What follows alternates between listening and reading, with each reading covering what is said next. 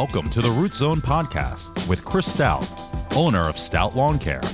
Don't forget to like and subscribe to the Root Zone Podcast right now. And here's your host, Chris Stout. Well, I guess this is the first episode of the Root Zone Podcast. It is my honor to have Derek Madden, Vice President of Go Green Lawn and Pest out of Westchester, PA. Me and Derek have known each other, I guess, almost 10 years. You celebrated 10 years at Go Green, right? Yeah, I did. So we've known each other at least 10 years. We started about the same time. Correct. Derek, tell me a little bit about yourself, maybe a little about your family, where you got started at Go Green, and what you're doing for Go Green now. Awesome. Yeah, thanks for having me, Chris. I really appreciate it. Honored to be the first guest on the podcast. That's right. We've known each other go back a long time. Derek Madden. I'm the Vice President of Go Green Lawn and Pest Control. We're located in Westchester, Pennsylvania is our headquarters. We also have a location in Berlin, New Jersey, and another location in Crofton, Maryland. I have one kid, a son, Kane, who is 18 months old, and we have another son on the way any day now. Congratulations. We kind of rushed into this first one just so we can get it under the gun before the second one comes, right? Exactly, yeah. When we talked about doing the podcast, I was like, well, my days are going to be pretty screwed up here, so this is when I have. I have a lovely wife, Gabby, and yeah, that's based on my family life. I'm just a dad, trying to make it in this world. Yeah. So I think the reason why I wanted to bring Derek on for the first podcast was you have some interesting life experiences for sure.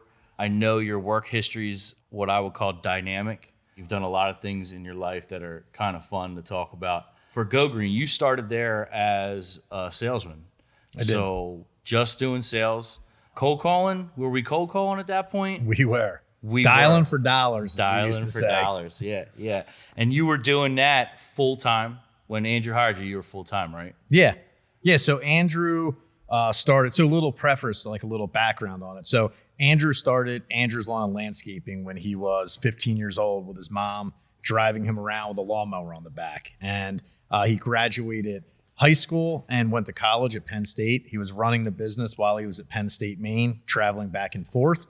He graduated, and I believe it was a year or two after is when he decided to start Go Green Lawn Service. So when we started, he hired me, 5 other salespeople, and was going for broke and literally almost went broke. That's what we learned from our mistakes. But he hired us, and we just went full force with it. So we were back then. We had in 2013, you'd be actually surprised of how many sales we got just cold calling. Back then, people actually had landlines. People answered their phones. Yeah. I think a lot has changed in those 10 years from going from cold calling, knocking on doors to where we're at now. I mean, we'll get into what you're doing for marketing now with Go Green. But go ahead. So Andrew's going for broke. We had.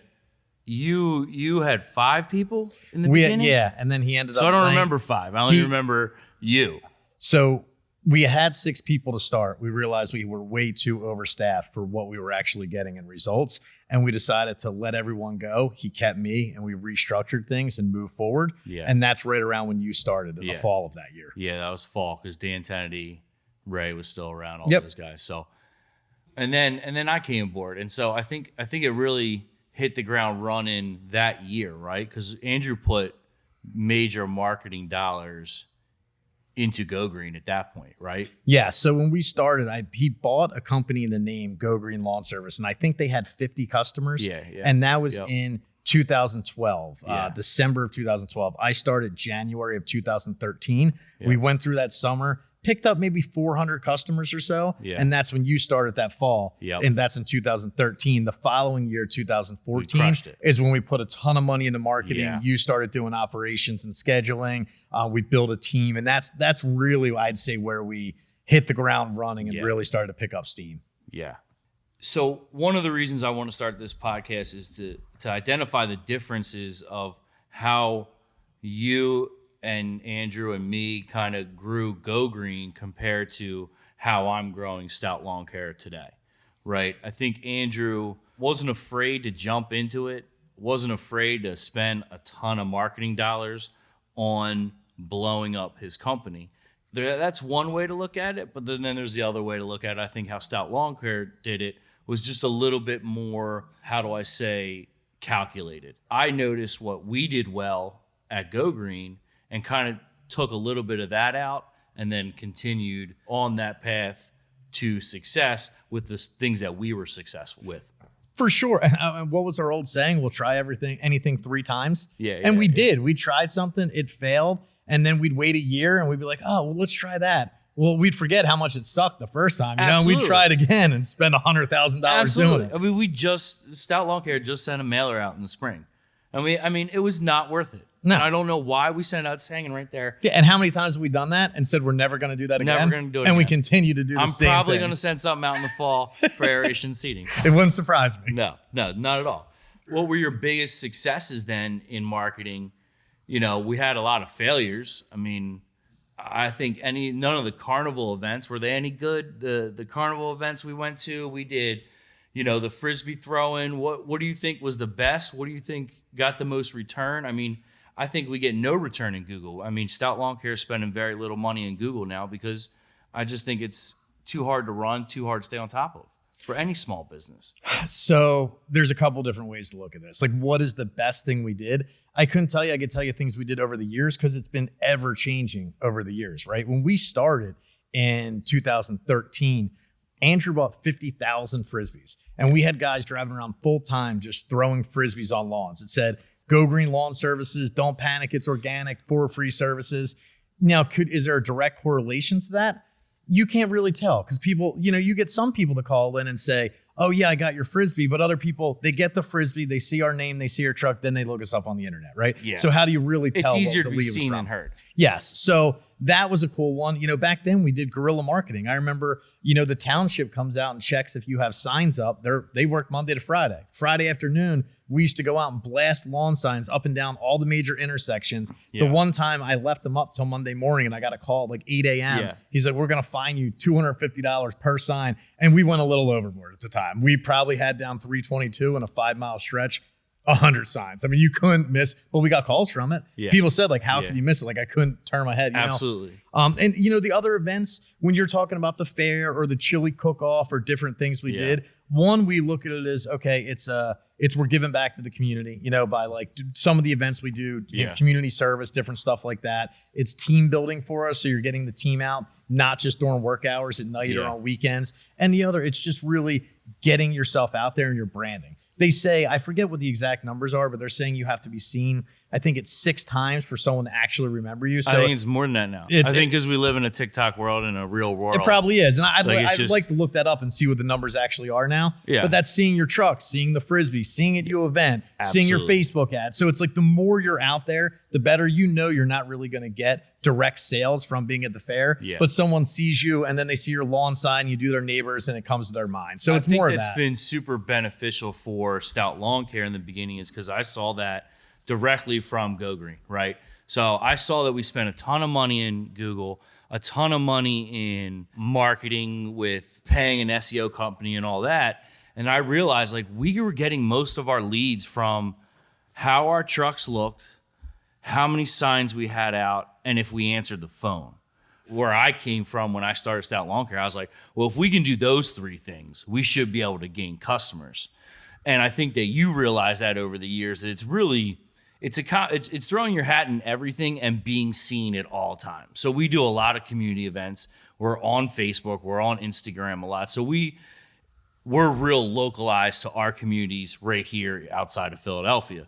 But for you've grown now to like almost a regional company. So it's kind of totally different for you now. What were you doing then that you really don't do as much now because you're so much bigger than you were? Now you have 3 different markets. You have, Maine, Westchester, you guys are probably up to thousands of customers and 15 trucks going out every day.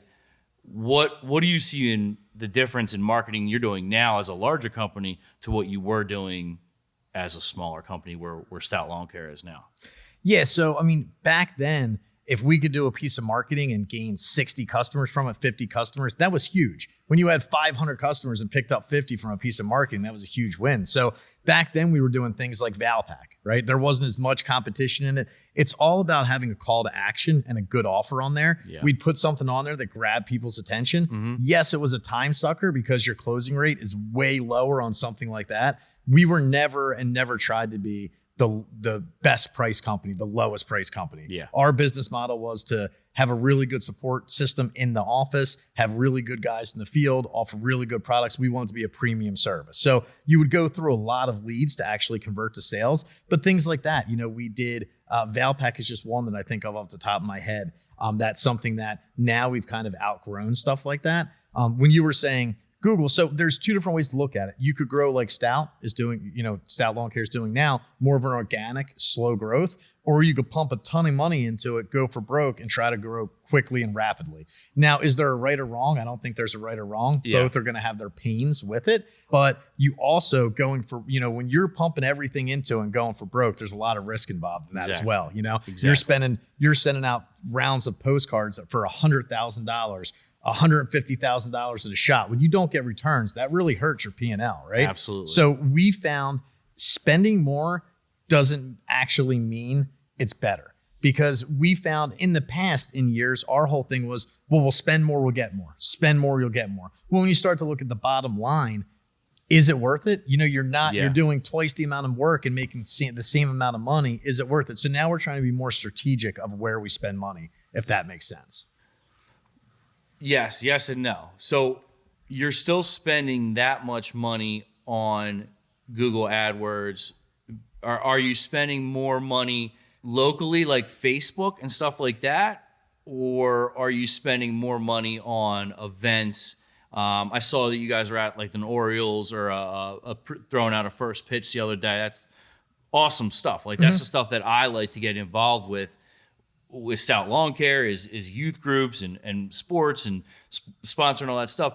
Are you still doing that in all three markets, or have you realized that maybe the local aspect, because you're so regional now it's more about spending your money on ad dollars, making sure you're still out there for a wider audience compared to maybe a couple counties? So it's a little bit of everything, right? So we are doing local events targeted for each branch we do. So that was our Crofton, Maryland branch. That's their local baseball team. Yep. And it was a great community event. It was 250 tickets. So we were able to give tickets to a lot of our customers. All our techs went, all their families went. So that was a great, really team building. At the end of the day, when it comes to those events, it's not even as much about marketing. It's about us getting out together and having fun, right? Yeah. When we started this company, when we started in the beginning, we always said we never want to get to a company where it's so corporate, so rigid. You wear a suit and tie to work and you don't have fun. Absolutely. We still like to have fun. And that's been one of the bigger challenges, is how do you grow so big but maintain that culture, that family-owned fun culture. So we can get into that a little bit. But this year, actually, we have cut back a lot on marketing. So we're doing a lot more on Facebook, a lot more on just the smaller local things, getting back to Angie's for pest control, getting back to some of those things that we've kind of ditched in the past. So I was actually just looking, and I wanted to mention this to you earlier. So I was looking at, for all our advertising and all our marketing in 2017, when you were still with the company, we were paying at that time roughly $110 per lead. So if you're closing at a 50% closing rate, which you should be well above, but we'll go low 50%, you're at $220 your cost per customer, right? That's great. Now everyone bids so high on keywords and there's so much competition. At one point, we were paying $250 a lead. Yeah. So that is $500 for your cost per customer at a 50% closing rate. So how long do you have to do, and what is your average retention of a customer? At what point is it worth saying it's not worth spending the money? If you have $1 million marketing budget, you might be better off saying, we're not going to have a crazy growth year. We're going to spend $250,000 of that budget. The rest of it will go right to bottom line because it's money you're not spending. And if you can stay and not have the rapid growth. When you say $110 when we were back then, I think last time I ran at Stout Lawn Care, we were right around 100. But I think we're a totally different business now. I'm totally smaller. I'm spending a lot less money on marketing than you are. But when you look at that growth from $150 to $250 per per qualified lead. Let's just say qualified, because it's just you can get 1,000 leads from these websites, and then they mean nothing. They're looking for lawn mowing, and you guys don't lawn mow, right? It's very different what a marketing company calls a qualified lead and what we call a qualified lead. Absolutely. A marketing company, everything that comes through your website is a lead. So everyone trying to sell you something, when they fill out the contact form, because you get tons of spam going through them. You get tons of people Absolutely. for services you don't offer. So what I count as a qualified lead was an estimate that was actually put in our CRM system. That to me is a qualified lead. Yeah. I think it has to be, because like you just said, some of these marketing companies, like there's one that's a local magazine that said, oh, you got 12 phone calls from this. And they give you the report back, and they're 11-second phone calls. Well, that's not a qualified lead. I'm not going to pay for that lead. So you're at 150 now 250 per qualified lead. Is that across the board from Google, local events? That's what you're seeing on average. It costs about 250 through all of your marketing dollars, or is that just through Google alone? That's more through Google, PPC. Okay. Our local events, you can't really, like I said, attribute PPC's pay-per-click. Pay per click, Yeah. right? And now you have, Google local listing, which is a way cheaper way to get leads than a lot of pay-per-click stuff now. You have Google My Business. So the other thing is having multiple locations. Now Google algorithm changes all the time, and I'm by no means a marketing guru, but the Google algorithm, all these things play a factor into where you place on Google and how much you're actually bidding for these keywords. So one of the things is, if you type in lawn care near me, it's going to give you everything in a 30-mile radius. Mm-hmm. So if you service houses that are, for us at the time, we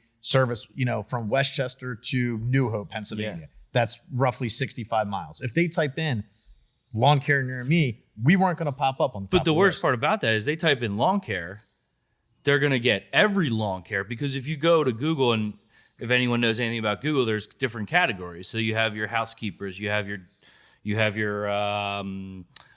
bug guys. Everyone has a category, but lawn care in particular does not have its own category. It has a landscaping category.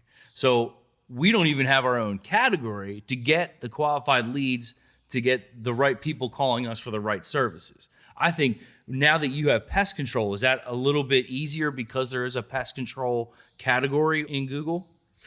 Yeah, so pest control, lawn care. If I'm calling a company to look for a lawn care quote, it's not a dire sense of urgency, right? If you're calling a plumber or an electrician, you're calling a plumber, your toilet's clogged. You're not going to call around most likely and get 4 quotes and wait a week while you have a clogged toilet or a leaking pipe, right? Pest control. If I have mice in my house, or I find roaches, or I find some kind of pest, I'm going to call, and the first person that picks up the phone, the first person that gives me a reasonable quote and I think they're good to do business with, I'm going to sign right up there. Yeah. Where lawn care, you get a lot more tire kickers where they're going to call and they want to call 3 companies to hear the 3 things. So it's not a sense of urgency. We found with pest control, you pay more for pest control leads, but your conversion rate is way higher because there is a sense of urgency. Yeah. And getting back to, like you said, just really picking up your phone. When people say, like, what can you do to be successful in business?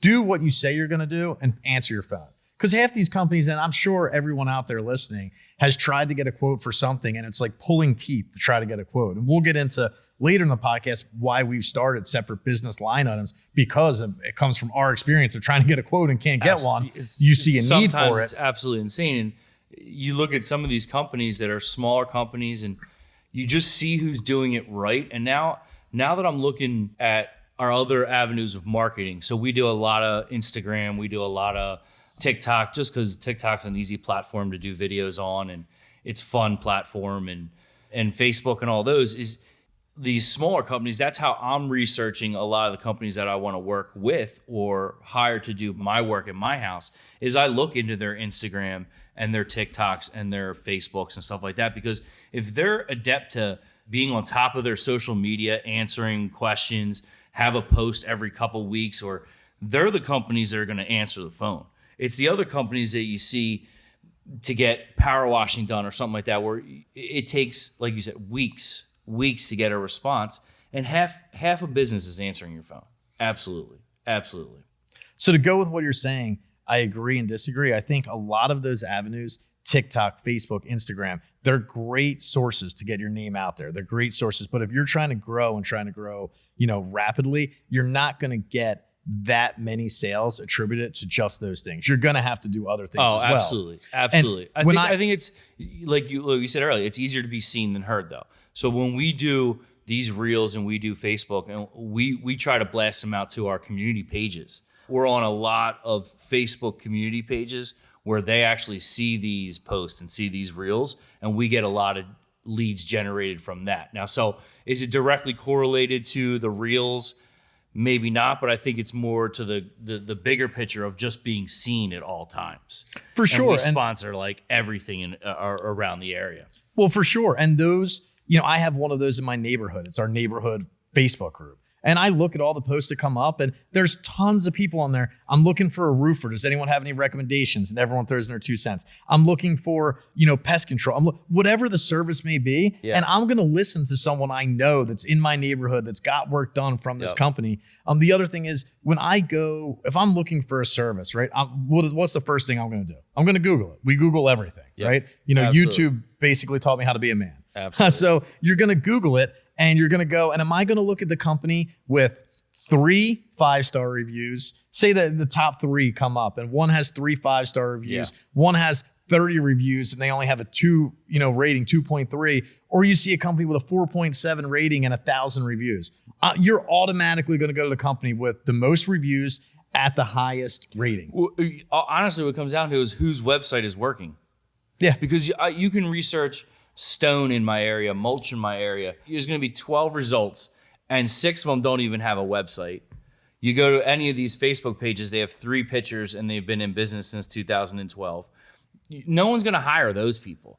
Google pulls all these photos from your Instagram, from everywhere, all across all platforms. And if you're not on those platforms and you're not continuously posting and educating your own customers, I think you're missing out on a great opportunity for sales and being out there so much. Well, for sure. And Google, when we talked about like PPC and pay-per-click and keywords and all those things, their algorithm takes that into consideration. How many Google reviews you have, what is the distance for the location.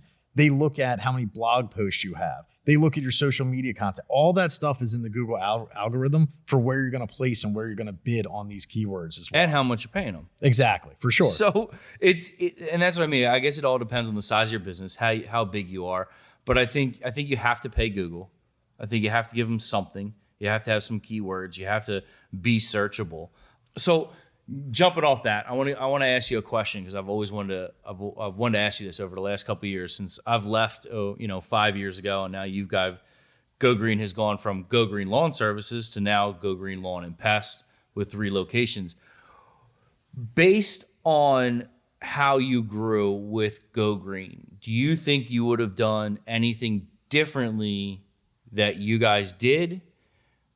Being, saying that you would do it faster, slower, with different people? What did you learn? Like, what would you have done differently in these last 10 years at Go Green? There's things, everything we've done, we've learned a lot from. So I don't know if I'd necessarily say I've done anything different because everything we've done has got us to the point we are, right? But on the flip side of that, if there are things, if I could change, one would be, so we're talking about growth here. Like we've tried both aspects. We've tried the aspect of spending a ton of money marketing to grow. And then we've also started acquiring other companies, right? Some of those transitions were really good and really smooth. Others, not so much. So one of the things I would change and which we do now implement if we're going to acquire another company or partner with another company is really doing our due diligence on that, making sure all the properties are measured correctly, making sure they have full programs for everything, making sure the price table is going to match making sure everything fits our business model, basically. Yeah. And the other thing, we've been pretty successful. I don't see there's anything that I would go back and say, I wouldn't do that again.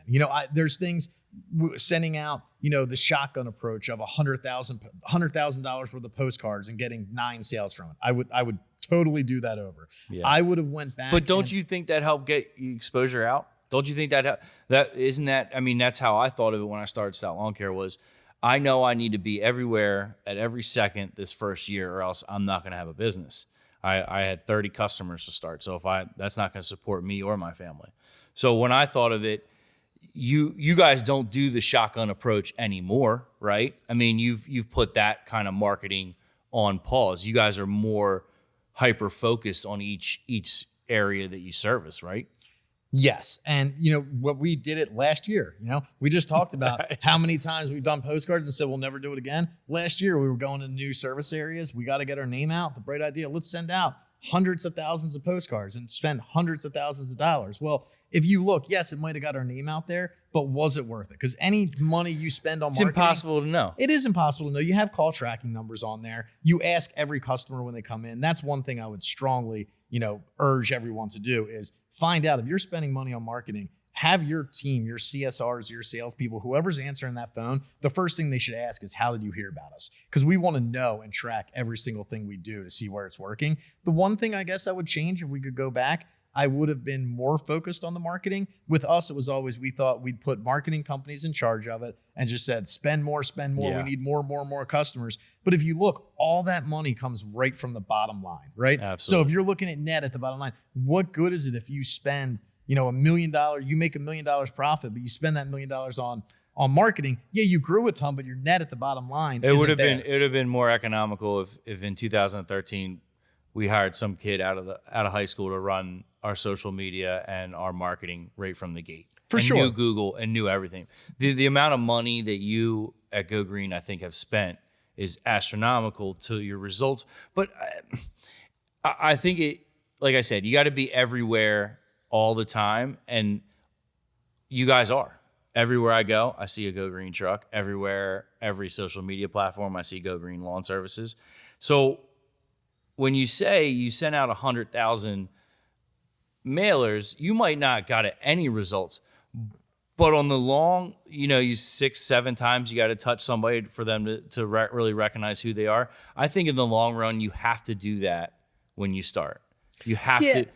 I mean, yes and no. If you started Johnny's Power Washing, you're saying you wouldn't do some Valpak ads to get your name out there? I would do it at that size company, yes, but I'm saying I would have more of a strategic approach. Like we try to do, you go by postal carrier routes and you try to target just the homes you want to. But how many times, I know for me, and I don't know if anyone listening, but when I go to my mailbox and it's full, because I check my mail every 2 to 3 days, because everything I have is on auto pay anymore. Yep. The only thing I get in the mail is BS and advertisements. I stand over my trash can outside and throw away all the stuff I don't need to bring in the house, every postcard that comes. Could I tell you the name of one postcard that jumped out at me in the last month that I saw in there? None. No, I couldn't. I threw them all out. I didn't even give the time to look and put them on the fridge, or it didn't even make it into my house. It went right from my mailbox to my trash can. I agree with you. I had a conversation with Steve the other day about it. I don't think we'll ever send another mailer out to our customers. I don't think it's worth it at all. What's going to take that place? Where are you going to invest those dollars now? I would try to be, I would not say I would never send out another mailer, because I would still send a mailer to every customer I've given an estimate to in the past, right? Because they already know us, they're already looking for us. I'm saying a shotgun approach to every door direct mail kind of mailer, where you're saying, I want to pick a zone, I want to pick a zip code, and I'm doing all that. Do you think you'll do that again? I don't think we'll do it again, but I say that, and every other year we do it again. So we'll see. Time will tell. It's really hard to say where do you put that money, because things are ever changing. Like we talked about what we did from 2013 and the things we do now. Everything has changed so much, and some things go full circle. There are things that we've stopped doing and then started doing again. Yeah. Where I would really, focus on, what we try to focus on now is really targeting and marketing to our existing customers. Yeah. We already have a relationship with them. We already have built trust with them. They're already a customer of ours. So why not try to maximize the opportunity? And I don't even look at it as selling something. It's something we're serving them with something.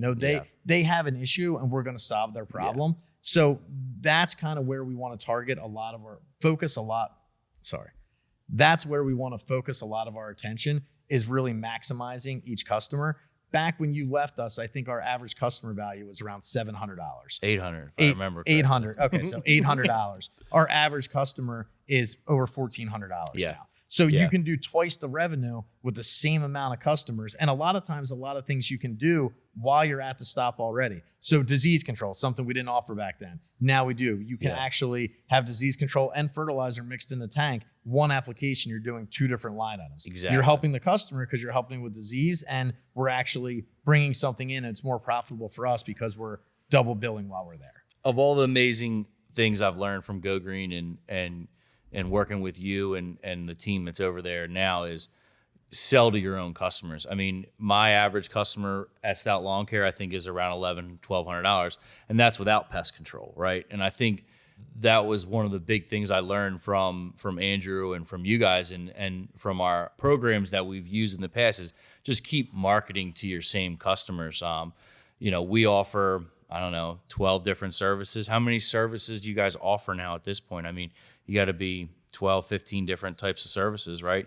Between lawn, seeding. Yeah, so we can run through. We do our normal lawn care program. We offer disease control. We offer aeration overseeding. We offer spring aeration. We offer for pest control. We do a safe lawn program, which is our flea tick mosquito. We do interior pest control. We do termites. We do wildlife now. We're into wildlife, actually trapping wildlife. The list goes on and on, but pest control is something we added 3 years ago now. Yeah. And how was that transition? Right before I left, I know there was a lot of talk about it, and there's some talk here at Stout Lawn Care about starting a pest side. But how was that transition? I felt like it's scarier than it actually is. I think you guys have done an awesome job with it. What were you fearful for when you did it? And, would have you done that side any differently? I think what I see is you guys are really killing it over there with the pest side. How'd you do that? Where'd that come about? So pest control actually came about, as you know, Andrew has a bunch of rental properties, and he had bugs in one of them, and he needed to get them taken care of. So I actually called to try to get estimates. I called 10 companies, and 3 of them got back to me. One told me they do commercial, they wouldn't do any residential. The other one told me, we'll get someone in touch with you to get an estimate. Never got back in touch. And some of these are big companies, yes, right? Yes. Like big companies. Yes. And one of the big companies said, we'll come out. So I met him at the property.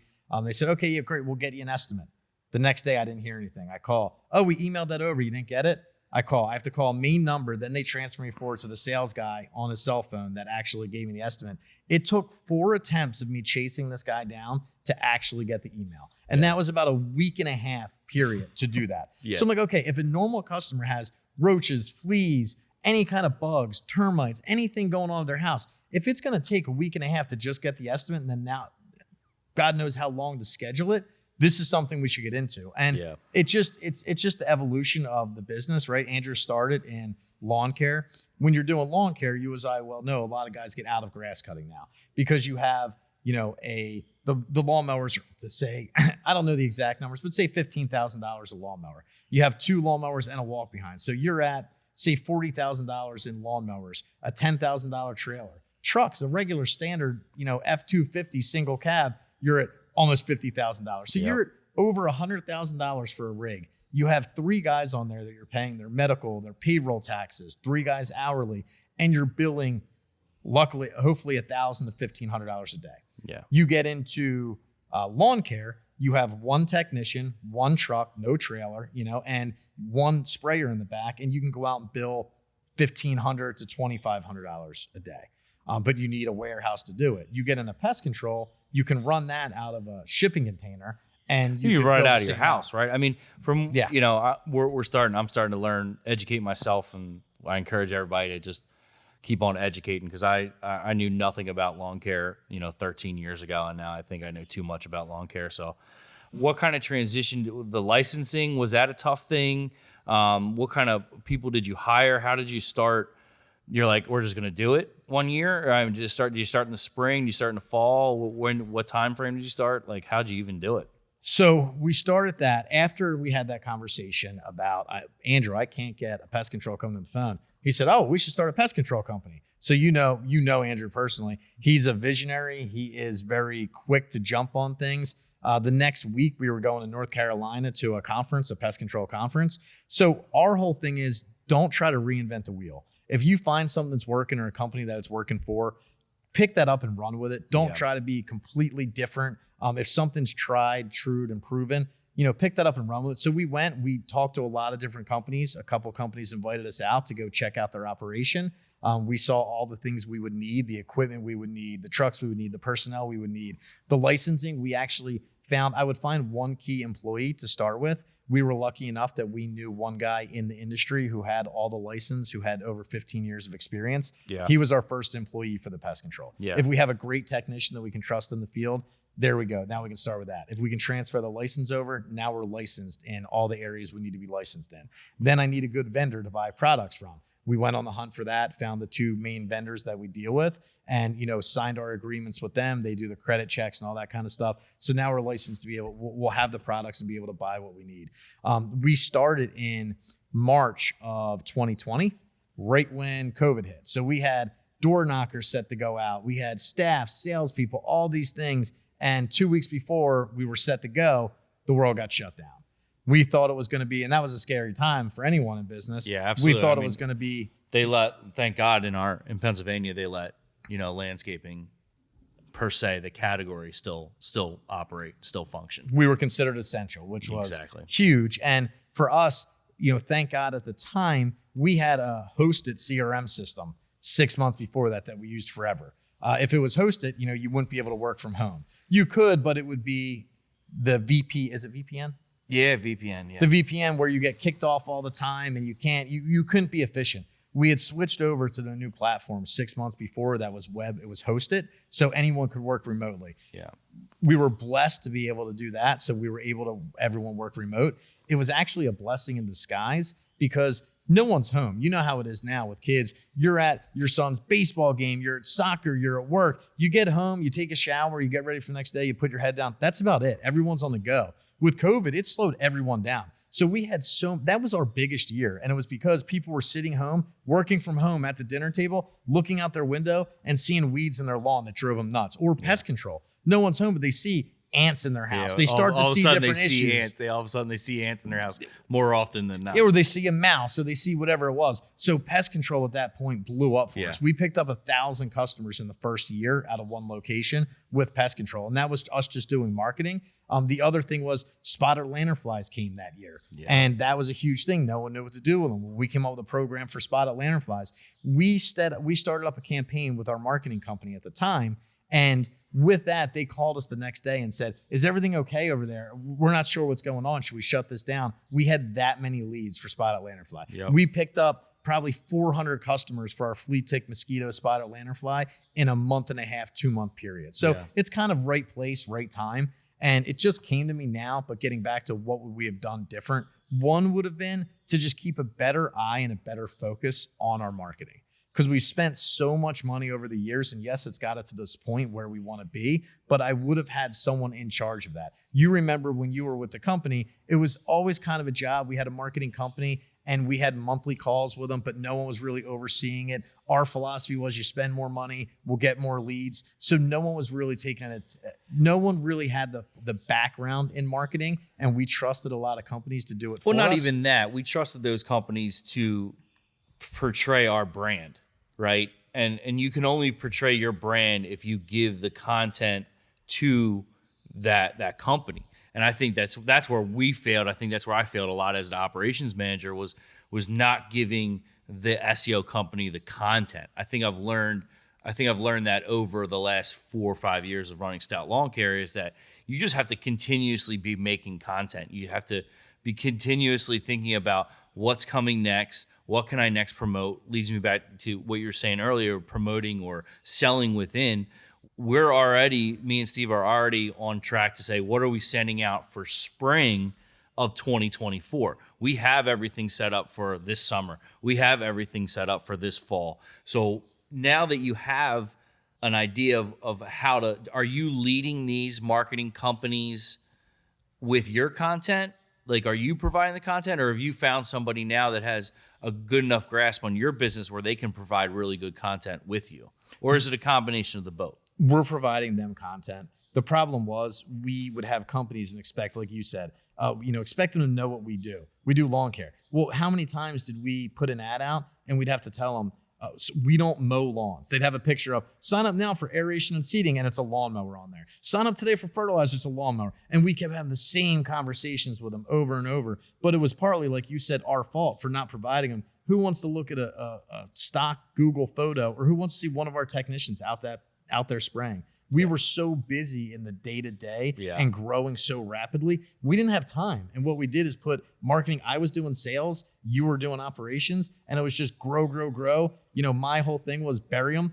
That's what Andrew always said about operations. Sales, bury the motherfuckers. And that's what we tried to do. We would try to get as many sales on the board as we possibly could, but no one was paying attention to the marketing as close as we should have. It was a group effort, and I think someone needs to own it. Yeah. Every job, every position in the company, someone needs to own that, because we have too many hands in the pot. It's super difficult too, because we were a group of 3 or 4 leadership team at that point, running a couple $1 million company. I think that what I learned from Go Green is have the people in place before you start that rapid growth, not during that rapid growth. I think it's very hard to implement that person while we were growing as rapidly as we were. I mean, we were adding 2-3 technicians, 2-3 trucks/vans a year. It was really hard to keep up. And what I love about where I went with Stout Lawn Care was that I knew I didn't want to grow like that. I knew I didn't want to grow fast. I knew I didn't want to grow uncontrolled. And so when we started our marketing plan, it was like, shotgun approach, make sure that we're growing at a pace that we can handle, from giving content to Steve, my partner, who does all the social media, having good training. It took us 3 years to implement a weekly meeting with our technicians, or even a weekly meeting with our leadership team. It took years to figure that out. When I started Stout Lawn Care, that was implemented day one. The reason why I liked starting slow the way I did is because I had time to implement all that stuff. I had time to find the right people. I had time to put training in order. I had time to get my social media, a lot of content out. I had time to research Google and how much money should I really be spending on Google.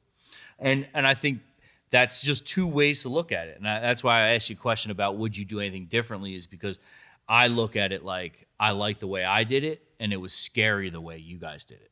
And it's, for sure. It was just trying to keep the train on the tracks, trying to not get derailed. And, it also, for me, I thrive on the chaos.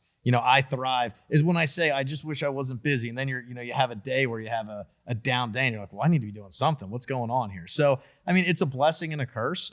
I do like the part where you're saying you had the people, you hired them before you needed them. Right now, you might say that you're a little overstaffed for the amount of work you have. And I'm a half a guy overstaffed right now. Exactly. But you'd rather be a half a guy overstaffed than a half a guy or a full guy understaffed. And at the time, we weren't able to find the talent to keep up with the amount of work that needed to be done.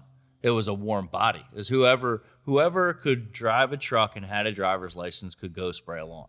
And that was the toughest part for me as an operations manager, which I did not want to do with Stout Lawn Care. I was so scared of under delivering in my own business, because I saw how Go Green, how we did. And I'm not saying we under delivered at all. I think we did a very, very good job in 95% of the cases, but it was just a tough growth, when you had to add 3 guys and you really, I think you and me both really cared about the business, and you still do, and I still do it to this day. But it was tough to send those guys out there sometimes and say, man, I wish I had a little bit more time to train them. I wish I would have had my training implemented 2 years ago. For sure. And it's always one of those things when you're growing at that pace to try to hire people, train them, and get them out in the field in the ample time. That was always a struggle. Where we were then and where we are now, night and day. I wish I knew what I know now, what I did, knew then. Yeah. When you asked if there was, and it keeps coming back to me, all these things you asked, what I do different. One of the things I would have done different, 100%, was implemented processes and procedures for everything, standard operating procedures. Absolutely. Way earlier than we did. Absolutely. We always kind of flew by the seat of our pants. And back when we had me, you, and you had 5 techs that you knew personally, that you hired personally, and knew their families and everything about, we trusted everything they did. You just trusted they were going to do a good job and do the right thing. But when you're trying to scale it and trying to grow it in one market and then implement that in other markets and other satellite locations, It needs to be one way across the board. It Absolutely. shouldn't be Chris does an application this way, but Derek does it this way. No, there's no right or wrong way. It's the Go Green way, and this is the way we do it, or it's the Stout Lawn Care way. We all do it uniform, and if we screw up, we all screw up together, but we're doing it the same way. So standard operating procedures, process procedures, we used to write them and then just put them in a folder and never look at them. Man. Now it needs to be a Bible that we can actually live by. Yeah. And which kind of leads me to the next question as we jump into like the employees and how you train and all that. Culture. What do you think you do well to have a great culture at Go Green Lawn and Pest? Like, what are the things that you do differently? I think I've learned a lot when I was there for the years that I was there and how to treat people. What do you think you guys do differently? I talk to a lot of companies, and very rarely do I hear from you guys that you're searching for employees. Usually you have people coming to you, but you see all these other companies that are struggling to find people. Why do you think people are coming to you, contrary to you going to look for people? So we've been very fortunate in that aspect. And that was one of my biggest fears with growing. How do we grow and keep the culture the way it is? From when you started there, it's, I have my sister works there, my wife works there, my brother works there. Pretty much everyone in my family except my mom has worked there. And when she retires, she says she's going to work part-time. Yeah, absolutely, for sure. But so that was the biggest thing. We had a lot of fun. Over the years, especially when we were a smaller company, we had blowguns in the office. We had foot races that you still have the video of me falling flat on my face when we raced in the parking lot. We'll get. I was gonna get into that. I got a couple of things we'll bring up at the end of this podcast, but all the fun events we've done together. Yeah. We traveled to Lizzie's wedding in New Orleans, to Andrew's wedding in Key West as a family. Like we say that we're a family company, even though we're not all related by blood, we always have been a family. So our thing is we've always taken care of our employees. If someone needed a loan and they were short on rent or needed a car payment, we've always tried to take care of our guys any way we could in that aspect financially, not only with support. If they need, emotional support, how many guys come to me and it's like, hey, I got this going on and this has happened in my life, and just really being able to give them advice, just really giving a shit about the employees. All the events we do. So like we have a field day where we shut down, everyone comes back, we pay everyone for 8 hours, and we have, we had Dunk Your Boss where all the bosses got in a dunk tank, food trucks, water ice trucks. We have an event at Andrew's house where we, shut down everything and we have a huge picnic there. We have cookouts, Memorial Day, 4th of July, Labor Day, trying to keep all these events and keep us together. I think it comes down to one root thing that you guys do really well, and you've always done really well, is that you actually know who the employee is, right? He's not just a number. He's not just John who comes in at 7 and leaves at 3. John's married to Melissa. They have 3 kids. John really likes to fish, and he likes to take off 3 weekends in the middle of the season. Even though you guys know you're busy, you're going to accommodate John. I think that's the culture that you guys have over there, and I think that it's just a willingness to do things that maybe other companies won't do. You said, like, as soon as you said it, it jumped out of my head. You give some guys a loan. I think some people listening to this would be like, you're absolutely insane if you think I'm going to give one of my employees $1,000 loan, or I'm going to give him a $2,500 loan so he can go buy a car, right? I know of people that have done those things before. And when you really, really, really know your employees and they really trust you, running the business is the easy part. It's just getting the right people, getting the right systems in place, and having those people not look at you like a boss, more like a friend. And people are going to crucify me for saying that. But I think that I have 5 guys here, or 4 guys under me that work, and I consider all of them my friends, right? And I think the next person I hire, hopefully I will consider my friend. Do I hang out with them every day, every weekend? Not at all. But do I know one of my guys, Chris, loves to play lacrosse with his kids all summer long? Yep. So he takes off a lot of Fridays. I think that's the biggest difference is really knowing your guys and figuring out what they need, or their gals, and figuring out, especially, in the office, there's a lot of emotions going on in those sales rooms and those CRM rooms, and you just got to be careful. To fight all the time. All the time. We actually blocked off the door to my office with a couch so he couldn't come in and yell at me, because I'd make sales and he'd come in yelling about, oh, you forgot a flag code, you forgot this. I was a sales guy. I was trying to put numbers on the board. Chris was more with the details, So we used to butt heads about that. But at the end of the day, it was, I always tell people when I hire someone that we know, I always say, look, you're my friend, you're my family, but at the end of the day, business is business, right? I'm going to do what's best for the business. Our personal relationship put aside, I have that personal relationship with people, but when I'm at work, business is business. You're not my wife, you're my office manager. You're not my brother, you're my router, head of pest control. So it's really having that. Our best form of employees have come from referrals. Absolutely. And that says something about the culture. Out of our referrals, the retention rate on our referrals is so high. When we hire someone off of Indeed or any of the other platforms, the retention rate is not half as good as referrals. We also offer a great referral bonus. We offer $200 if I refer you to come work for Go Green, if you stay for 60 days, I get $200. If you stay for 7 months, which is the full season, I get an extra $800. If I'm going to pay Indeed or any of these places $1,000 to get an employee, why would I not want to offer it to one of my employees to get that $1,000 instead of a big company getting it? Do you think that's how do you think that's how you prepare for every season? Right? Do you just tell your employees, hey, we're looking for 5 guys? They constantly know we're looking, and we're always looking. If there's someone that comes along and they have a good attitude, a good work ethic, I'll find them a job and I'll make a position for them. We're never not hiring, but everyone knows that at all times that they will get a referral bonus for it. So that is a huge thing for the employees. We also offer tons of contests for the culture. Right now we're doing a Google review contest, right? And every week it's a different thing. So it's $100 for the most Google reviews. It's, a $50 gift card if you get the most Google review requests. We're always running. We have March Madness with brackets. That's for sales to get everyone involved and everyone feel like a team. It's a CSR on the same team as a salesperson on the same team as a tech. So you get the office talking to the salespeople, talking to the field. So trying to not ever isolate a department. Everyone is in it together, right? Yeah. If our service side is suffering, then everyone's suffering because the office has to deal with it. If our office staff is suffering, the techs are suffering. So it's we're in this together and really remembering that we're all in this together. We all have hard jobs. I'm going to start implementing.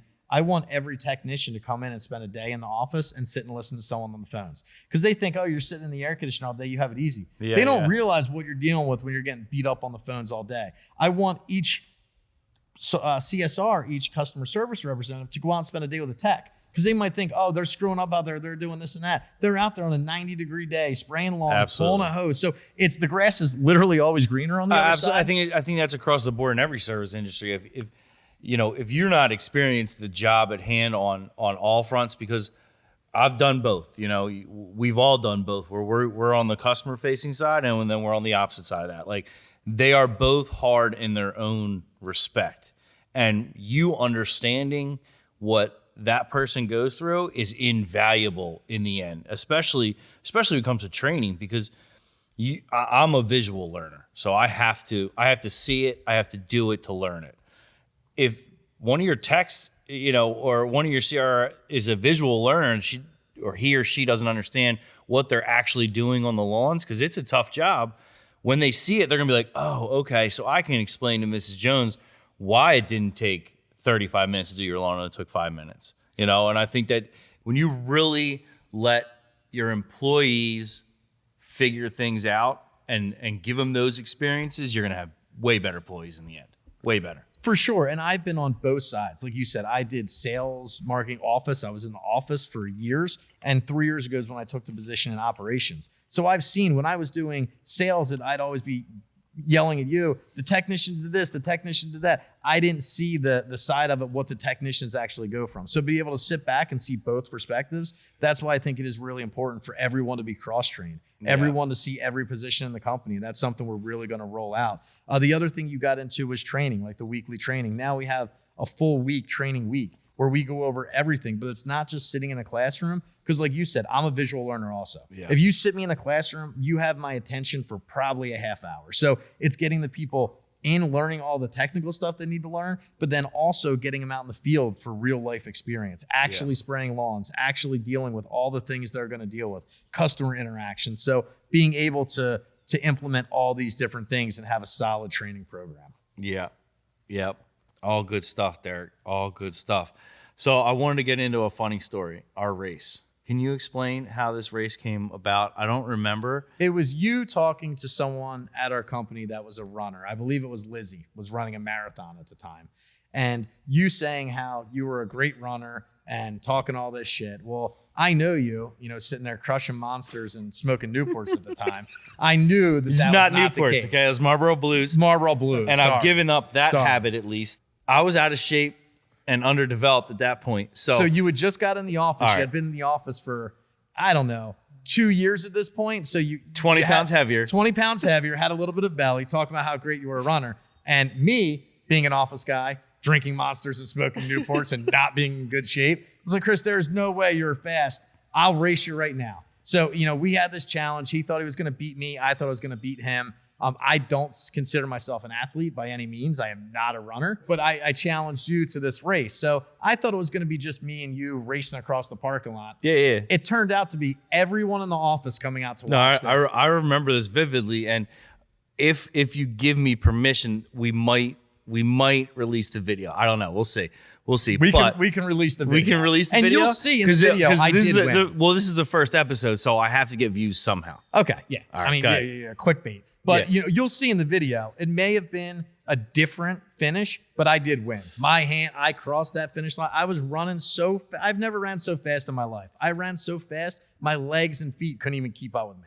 And I may have took a nosedive. So we'll release the video, but it was maybe, I would like to call it a 50-yard dash, more along the lines of about a 22-yard dash, I would say. And I got off to an amazing start. And Derek was trying to leg it out, and that last 2 feet, the only thing that touched was your elbow and the side of your shoulder, and I think face at the time. A little bit of face, but that was I had to bring that story up. That's one of the classics. We had a lot of great times. I mean, we went to Florida together. How many times did we go to Florida together? 4 or 5 times. We're still going to Florida together for sure. Couple things that I don't know if you know this, but I texted your wife and said, can I have a couple things about Derek that maybe the general public or other people don't know? And she gave me some really like normal ones that, of course, you would give the shirt off your back. If anyone knows Derek, and this is from the heart, that I think you're an amazing person. I appreciate you being on here. You would really give the shirt off your back, and you're a wealth of great knowledge. That's the first thing she said. The other thing she said, though, is that you are a sleep eater. Is that true? Oh, big sleep eater. So wait. I was trying to embarrass you, but I'm probably going to embarrass myself. So am I. Really? We have that in common. Maybe that's why we get along so well. 10 years of knowing you. And I didn't know you were a sleep eater. Gabby, my wife, will not even let me have snacks in the house anymore. Nope. She has to do the grocery shopping because if I get them, I don't know what it is. I'm getting old and I wake up to pee at least twice a night. And when I wake up in the middle of the night, my stomach tells me you need food. And I don't even realize I'm not technically asleep. I'm actually awake. Oh, yeah, coherent. absolutely. I know what I'm doing. Yeah. But the only What's thing your go-to? Peanut butter and jelly, something like that? Or like peanut butter and snacks? jelly is a little too hard to make, right? I'm not going to take the time to make it unless I'm really hungry. Yep. But I will crush if we have like Cookie Crisp in the house, or some childish cereal or Pop-Tarts or something like that I can just grab and munch on, or cupcakes. My wife literally will hide things. My neighbor, because she's pregnant, made her cupcakes last week. And I come downstairs in the middle of the night. I'm like, I'm going to crush these cupcakes. I remembered I woke up and I'm starving. I'm like, oh my God, I wonder what we have to eat. I'm like, cupcakes. My eyes lit up. I stumbled down the steps. So I wake her up every time. So she hears me going down. She's Absolutely. Like, what is he going down to eat now? I couldn't find the cupcakes anywhere. I looked in every drawer, every cupboard. She hid them in the microwave. She hid the cupcakes from me in the microwave. Yeah. I was so angry. Wait. It gets worse, Derek. So now that I have a 5-year-old and a 3-year-old, you literally have to have snacks in the house. If you don't have snacks in the house, they will run you, and you have to go to the store. They either make you walk to the store, or you're gonna have snacks in the house. So it's a must. My problem is that I now am eating my children's snacks. So not only is my wife buying me snacks, I like yogurt. I try to be healthy. I'm eating cherries. Cherries are amazing right now. but there's also little mini muffins, mini little gushers, and all that kind of stuff. Yo, I can't believe you just said gushers because I found a box of those last night about 11:30. They're behind all the fruit, the healthy snacks. Yep. So half that box is gone now after last night. That's a constant battle with me and my wife. She's a lot healthier than I am. She eats healthier. She's more adept at what she does with her lifestyle. And I've just always in my head, I'm going to be 40 years old now. In my head, I've always felt like I'm 25 years old. And now it's finally starting to catch up to me. I'm like, well, if I want to be around a long time and be around for my kids, I better start making some better life choices. So Absolutely. I'm on the verge of trying to get better with some life choices. Absolutely. All right, one last question. We got to wrap this up here. Do you consider, I'm going to ask everybody this at the end of every episode, do you consider yourself a visionary or an implementer? Implementer. Really? Yep. Really? Do you thrive on it? Do you like it? Do you you obviously like the chaos. I know that because I thrive on the chaos too. And the reason why I'm asking this question to everybody is I don't know what I am. And so I'm going to ask you what you think I am, but you said you're an implementer. Why are you an implementer?